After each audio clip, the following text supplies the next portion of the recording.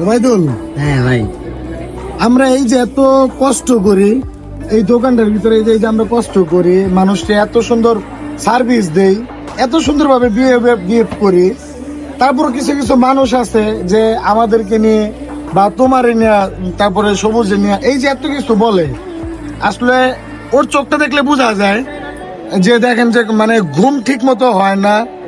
ঘুমাইতেই পারি না। 24 ঘন্টার ভিতরে মনে করেন যে 3 ঘন্টা ঘুম, 3 ঘন্টা ঘুমাই না, 2 ঘন্টা ঘুম। আল্লাহ, আমার চোখ দেন কোথাও দিতে হবে জায়গা। ও কিন্তু একা, কিন্তু মানে যত কালেকশন আছে আমাদের, ও একা কিন্তু মাল নিয়ে আসে, রাতের 2টা-3টাও পর্যন্ত বাজে। তো এই যে সকালে যায়, সকালে যাওয়ার পরে এই যে দোকানে আসি, যাই পরে একবারে রাত্রে 1টা-3টা বাজে আসি। যে পরিশ্রম করতেছি আল্লাহ, এই বয়সে এতটুকু পরিশ্রম করবো কোনো সময় কল্পনা করছি না যে এই বয়সে এত পরিশ্রম করা লাগবে।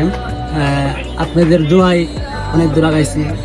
সবাই আমার জন্য দোয়া করেন, আর সবাইকে অগ্রিম ঈদ মোবারক জানাই।